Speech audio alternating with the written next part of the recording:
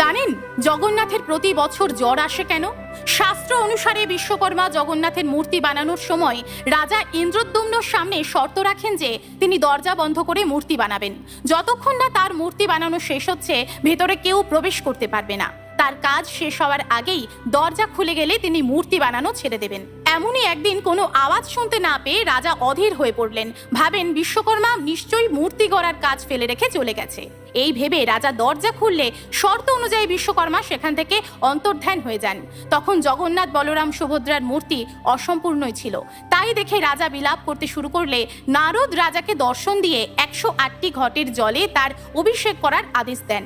তখন থেকে এই ধারণা প্রচলিত হয়ে পড়ে, যদি কোনো বালককে ঠান্ডা জলে অত্যাধিক স্নান করানো হয় তাহলে সে অসুস্থ হয়ে পড়বে। তাই স্নানযাত্রা থেকে 15 দিন পর্যন্ত জ্বরের জন্য জগন্নাথকে মন্দিরে বন্ধ করে রাখা হয়। তিনি থাকেন একান্তে।